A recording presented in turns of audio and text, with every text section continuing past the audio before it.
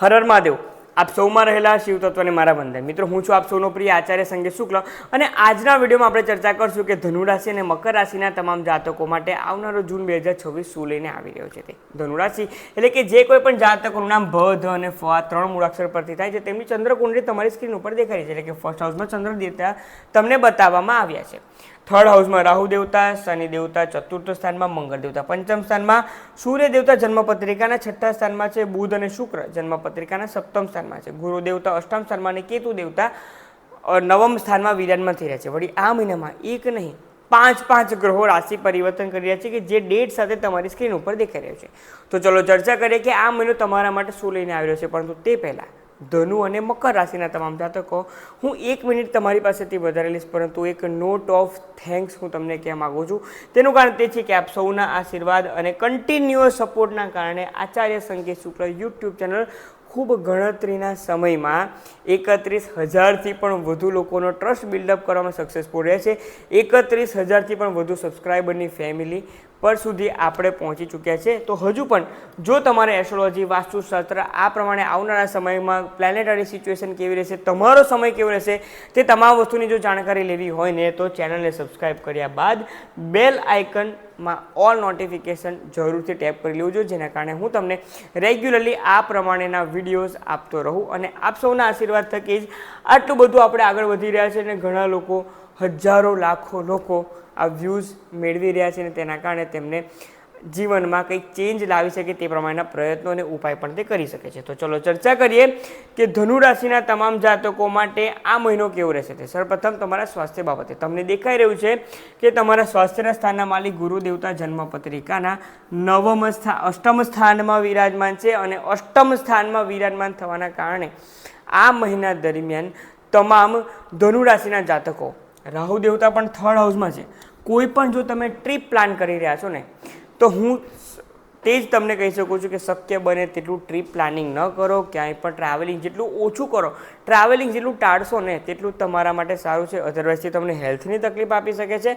Travelling કરવા જશો ને છતાં પણ તમને તે ટ્રાવેલ એટલે કે જે ટ્રીપ છે તે જે તમે આશા રાખીને બેઠા હતા કે આટલું બધું એન્જોય કરશું, તો તે તમારી વર્સ્ટ ટ્રીપ પણ બની શકે છે। ટ્રાફિક જામ તો તમને મળવાનો જ છે, પરંતુ તેના સાથે સાથે તમારી ટ્રીપ પર તમને થોડાક બેડ જે તમારે જે છે તે ખોટા અનુભવ, કડવા અનુભવો પણ તમને થઈ શકે છે।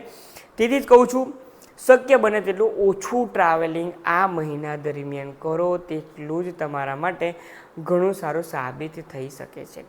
આગળ આપણે વાત કરીએ તો તમારા ફાઇનાન્સ બાબતે, ફાઇનાન્સ સ્થાનના માલિક શનિ દેવતા વિરાજમાન છે જન્મપત્રિકાના ચતુર્થ સ્થાનમાં। ઘણા સમયથી જે પ્રોપર્ટીને લગતું કંઈક જોડેલું કાર્ય હતું ને તો તેના માટે તમને કંઈક ચાલ મળી શકે છે અને તમે નવી પ્રોપર્ટી વસાવવા માટે કે જૂની પ્રોપર્ટી સેલ આઉટ કરવા માટે કે તમારા ઘરના ઇન્ટેરિયરને પણ ચેન્જ કરવાના વિચારો તમારા મનમાં આવશે, પરંતુ આ ઉચિત સમય નથી કે જેમાં તમે આ પ્રમાણેનું પ્લાનિંગ કરો। હજુ જૂન મહિનો જવા દો, આગળ હજુ ઘણા સારા સંજોગો આવી રહ્યા છે, તે સમય દરમિયાન તમારે પ્રોપર્ટીની મેટરમાં આગળ વધવાનું છે, પરંતુ અત્યારે હાલમાં નહીં।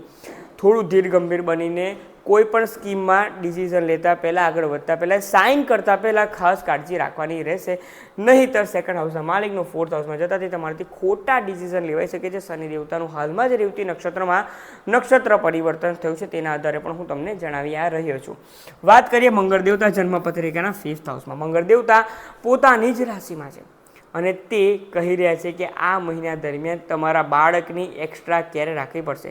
હા, તે ખૂબ ધમાલ મસ્તી કરતા તો થયા છે, પરંતુ તેમનું ધ્યાન તેમના એજ્યુકેશનથી હટીને ઇતર પ્રવૃત્તિમાં વધારે જેવું છે। તમારું બાળક ક્યાંક ને ક્યાંક પડવા વાગવાથી તકલીફ ન થઈ જાય તેની કાળજી રાખવાની છે। જો તમે જાતે જ એજ્યુકેશન કરી રહ્યા છો ને તો એજ્યુકેશન વાઇઝ પણ આ મહિનો તમારે થોડું કાળજી રાખવાની રહેશે। તમારું ફોકસ નથી રહી રહ્યું તેવું બની શકે છે। તેનું કારણ તે છે કે મંગળ દેવતા ફિફ્થ હાઉસમાં છે, ત્યાં તેમની પોતાની જ રાશિ છે ને ત્યાં વધારે એક્ટિવ થઈ રહ્યા છે। મંગળ દેવતા ખેલકૂદ, રમતગમતને પણ રિપ્રેઝન્ટ કરે છે, તેથી તમારું ધ્યાન ભટકી શકે છે।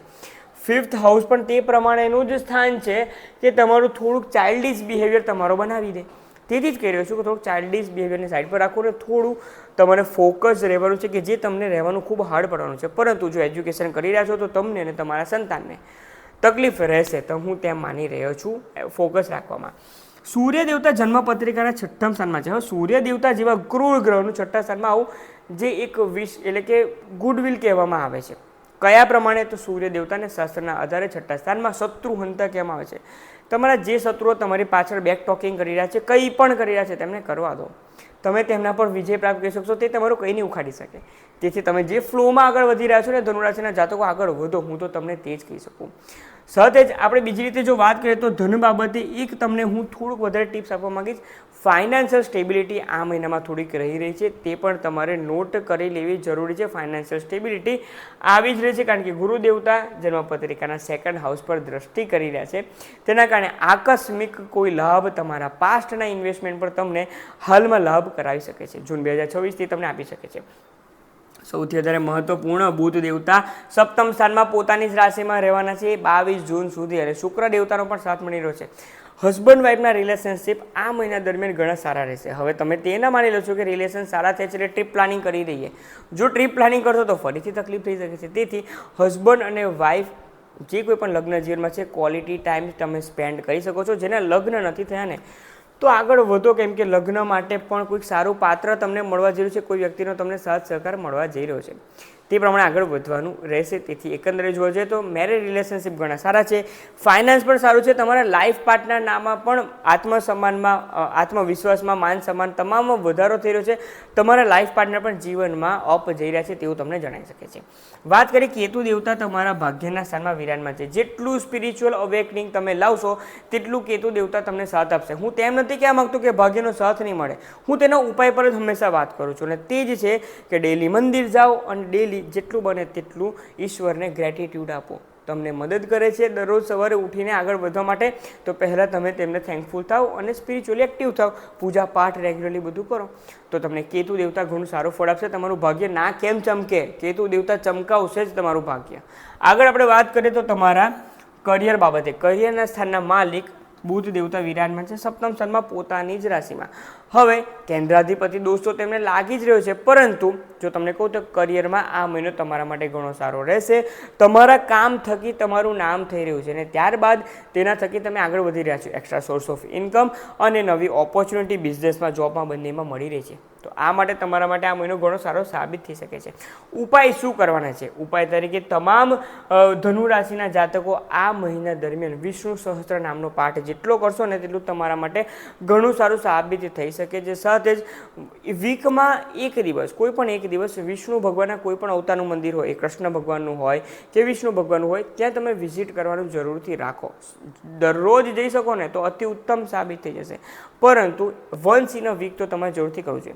બીજો ઉપાય તે જ કે દરરોજ સવારે એક લોટામાં ચોખ્ખું પાણી લો, તેમાં અત્તર ભેગું કરો, તેમાં લીલા મગ ભેગા કરો અને તેમાં સફેદ તલ ભેગા કરો. આ ત્રણ વસ્તુ ભેગા કરીને મહાદેવ પર અભિષેક કરો, જેના કારણે આ મહિનામાં જે કંઈ તકલીફ જે મેં તમને કહી છે ને તે તમામનો અંત આવી શકે છે અને જીવનમાં તમે આગળ વધી શકો છો. આગળ આપણે ચર્ચા કરીએ તો મકર રાશિના તમામ જાતકો માટે વર્ષ 2026નો જૂન મહિનો શું લઈને આવી રહ્યો છે. મકર રાશિ એટલે કે જે કોઈ પણ જાતકોનું નામ ખ અને જ, આ બે મૂળાક્ષર પરથી થાય છે તેને થાય છે મકર રાશિ. આ રાશિના તમામ જાતકો તમારી ચંદ્ર કુંડળી તમારી સ્ક્રીન ઉપર તમને દેખાઈ રહી છે. એટલે કે જન્મપત્રિકાના સેકન્ડ હાઉસમાં રાહુ દેવતા, શનિ દેવતા તૃતીય સ્થાનમાં, મંગળ દેવતા ચતુર્થ સ્થાનમાં, સૂર્ય દેવતા જન્મપત્રિકાના પંચમ સ્થાનમાં, બુધ અને શુક્ર જન્મપત્રિકાના છઠ્ઠા સ્થાનમાં, ગુરુ દેવતા સપ્તમ સ્થાનમાં અને કેતુ દેવતા જન્મપત્રિકાના અષ્ટમ સ્થાનમાં વિરાજમાન છે. અને સાથે સાથે આ મહિના દરમિયાન 5 ગ્રહો રાશિ પરિવર્તન કરે છે, જે હું તમને ઓલરેડી કહી જ ચૂક્યો છું. તો આ પ્રમાણે મકર રાશિના તમામ જાતકો, જો તમારા બાબતે આપણે ચર્ચા કરીએ તો પહેલાં તમારા સ્વાસ્થ્ય બાબતે, સ્વાસ્થ્યના સ્થાનના માલિક શનિ દેવતા વિરાજમાન છે જન્મપત્રિકાના તૃતીય સ્થાનમાં, પરંતુ તે સ્ટ્રગલના સ્થાનમાં તો છે. એટલે તમે વર્કોહોલિક તો બનવાના છો, પરંતુ કોના બ્લેસિંગ્સ મળી રહ્યા છે? ભાઈ, ગુરુ દેવતાની ક્લિયર સપ્તમ દ્રષ્ટિ થઈ રહી છે જન્મપત્રિકાના ફર્સ્ટ હાઉસમાં, અને નવમ દ્રષ્ટિ થઈ રહી છે શનિ દેવતા પર. તેથી સ્વાસ્થ્યની ચિંતા છોડી દો. વર્કોહોલિક બનવા માંગો છો, જીવનમાં કંઈક નવું કરવા માંગો છો, એક્સ્ટ્રા અવર્સ કામ કરવા માંગો છો, આગળ વધો, મહેનત કરો. તમે મહેનત માટે તો બનેલા છો મકર રાશિના જાતકો, સાચી જ વાત છે, અને તમે ખૂબ મહેનત કરી શકો છો.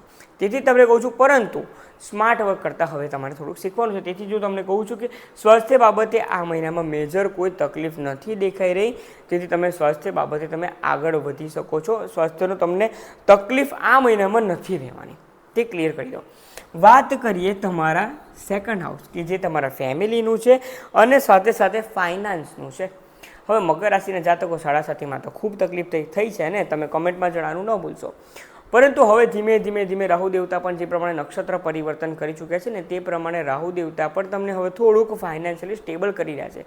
તો તેમ નહીં માનવાનું કે હવે તો મારા સારા જ દિવસો છે અને તે સારા દિવસોના કારણે હવે હું ફાઇનાન્શિયલી બિલ્ડઅપ થઈ રહ્યો છું, તેથી મારે ફાઇનાન્શિયલ થોડુંક ખર્ચો કરવો જોઈએ. બધું તે જ તમે ભૂલ કરી રહ્યા છો. ફાઇનાન્શિયલ સિસ્ટમેટિક પ્લાનિંગ કરો ને ત્યારબાદ તમે જે બાકીના રૂપિયા રહે ને તેનાથી ખર્ચો કરો, કે જે કંઈ પણ તમારી ડિજિટલ જે તમારી ફૂલફિલમેન્ટ છે તે બધી પૂરી કરો. પરંતુ પહેલાં ફાઇનાન્શિયલ પ્લાનિંગ કર્યા બાદ જ આગળ વધવાનું રહેશે. અંધાધૂંધ કંઈ પણ કરવાનું નથી. ફાઇનાન્શિયલ વાઇઝ આ મહિનો તમારા માટે સારો જ રહેવાનો રહેશે. મંગળ દેવતા જન્મપત્રિકાના ચતુર્થ સ્થાનમાં આ અતિ ઉત્તમ તમારા માટે યોગ બની રહ્યો છે. તેનું કારણ તે જ છે કે મકર રાશિના તમામ જાતકો જે કોઈ પણ પ્રોપર્ટીને લગતા જોડાયેલા જે કોઈ પણ કાર્ય હતા હવે તે દૂર થઈ રહ્યા છે. નવી પ્રોપર્ટી લેવા માગો છો તો લઈ લો. નવું જે કંઈ પણ તમારું એક્ઝિસ્ટિંગ જે તમારી પ્રોપર્ટી છે સેલ આઉટ કરવા માગો છો ને, જૂન 2026માં તમને તેનાથી ગુડ ન્યૂઝ મળવાના છે. ઘણી સારી તમને રકમ મળવા જઈ રહી છે અને ફાઇનાન્શિયલ સ્ટેબિલિટી આ પ્રમાણે પણ થઈ રહી છે. તેથી પ્રોપર્ટીને લગતી જે કંઈ પણ તમારી નીડ હતી, જે કંઈ પણ તમારી રિક્વાયરમેન્ટ હતી, તમામ પૂરી થઈ રહી છે તેમ તમે માની શકો છો. આગળ આપણે વાત કરીએ તમારા સંતાન બાબતે. તમે જોશો તો સૂર્ય દેવતા ત્યાં વિરાજમાન છે, તો તેના કારણે તમારું સંતાન ખૂબ વધારે માન સન્માન પદ પ્રતિષ્ઠા મેળવ્યું છે, એટલે કે ભણવામાં ખૂબ આગળ વધી રહ્યું છે ને તેમના સ્કૂલ ટીચર તરફથી પણ તમને ક્યાંક ને ક્યાંક તેમની વાહવાઈ મળી રહી છે કે હા તમારું સંતાન ઘણું સારી રીતે પરફોર્મન્સ કરી રહ્યું છે. તેથી તે બાબતે ઘણું સારું છે. સંતાનના સ્વાસ્થ્યની પણ જો તકલીફ હતી ને તો તે પણ દૂર થઈ રહી છે તેમ તમે માની શકો છો. એક રીતે જોવા જઈએ તો તે શિસ્તતાથી આગળ વધી રહ્યું છે અને જીવનમાં સફળતા મેળવી રહ્યું છે. જે કોઈ પણ એજ્યુકેશન કરી રહ્યા છે અને ખૂબ મહત્ત્વની એક્ઝામ આપવા જઈ રહ્યા છે તો તે તમામને પણ આ મહિના દરમિયાન તમને સાથ મળી રહ્યો છે. ખાસ કરીને જે નીટની એક્ઝામ આપી રહ્યા છે તો તેના માટે હું તમને તે જ કહીશ કે 15 જૂન સુધી તો સૂર્યદેવતા તમને મદદ કરશે જ. તમારે કાળજી રાખવાની છે ફક્ત તેની પછીના બીજા 6 દિવસ, એટલે કે 15 જૂનથી 21 જૂન દરમિયાન સેલ્ફ કોન્ફિડન્સ ડાઉન નથી કરવાનો. જે મહેનત કરો છો ને તે પ્રમાણે આગળ વધો, સફળતા મેળવવાના જ છો તમે તેમ માનીને ચાલો. સાથે જે બાકીના પણ જે એજ્યુકેશન કરી રહ્યા છો તે બાબતે તમને લાભ ઘણો સારો તેવો મળી શકે છે. બીજી રીતે જો હું તમને કહું તો સૂર્ય દેવતા જન્મ પત્રિકાના 6થા સ્થાનમાં આવી રહ્યા છે 15 જૂન બાદ, તો તે તમારા જીવનમાં શત્રુ હંતા યોગ બનાવેલા છે. 15 જૂન બાદ મહિનાનો જે મિડ પાર્ટ છે ને તે સમય દરમિયાન તમારી પાસે જે કોઈ પણ જેલસી થતા હોય, જે કોઈને જે કાવા દવા ખટપટ કરવું એ કરવા દો. તમારું કંઈ કોઈ બગાડી નથી શકવાનું, તમારું પ્રમોશન પણ નથી અટકાવી શકવાના કે તમને આગળ વધતા પણ કોઈ રોકી નથી શકવાના. હવે મકર રાશિના જાતકો તમારો સમય ચાલુ થઈ ગયો છે. ઘણા બધા ગ્રહો તમને મદદ કરી રહ્યા છે. વાત કરીએ તમારા લગ્ન જીવનના સ્થાનમાં ગુરુ દેવતા છે, એટલે કે તમારા લાઈફ પાર્ટનર સાથેના સંબંધો ઘણા સારા થઈ રહ્યા છે અને લાઈફ પાર્ટનરનું પણ ગ્રોથ થઈ રહ્યો છે. તે જોબ કરતા હોય, બિઝનેસ કરતા હોય, કોઈ પણ રીતે લગ્ન જીવન ઘણું સારું તમારું બની રહ્યું છે. જે લગ્નને ઈચ્છુક હતા તેમના પણ લગ્ન માટેના યોગ બની રહ્યા છે અને ત્યાં આજથી નથી એ 2 જૂનથી શરૂઆત થશે અને તે 31 ઓક્ટોબર સુધી આ પ્રમાણેના યોગ છે. તો તેના કારણે તમારા જીવનમાં કોઈક વ્યક્તિ નવું આવી શકે છે. આગળ વધવું જોઈએ. વાત કરીએ કેતુ દેવતા અષ્ટમ સ્થાનમાં છે, એટલે કે વાહન ચલાવતી વખતે કાળજી તો રાખવી પડશે. તમારું ધ્યાન પ્રોપર ફોકસ તમારું ડ્રાઇવિંગમાં હોવું જોઈએ, નહીંતર મોબાઈલ ફોન યુઝ કરવા કે બીજા કોઈ કારણોસર કોઈ વ્યક્તિ સાથે અથડાઈ ન જવાય, નાનો મોટો એક્સિડન્ટ ન થઈ જાય, ચોટ ચપેટ કે પછી પડવા વાગવાથી પણ તકલીફ ન થઈ જાય ને તેની ખાસ કાળજી રાખવાની છે. આ સમય તમારા માટે સ્પિરિચ્યુઅલ અવેકનિંગનો છે. ઓકલ્ટ સાયન્સને લગતા એટલે કે એસ્ટ્રોલોજી, વાસ્તુશાસ્ત્ર, તમામ જે કંઈ પણ કોર્સિસ છે તે તમામને સમજવાનો છે.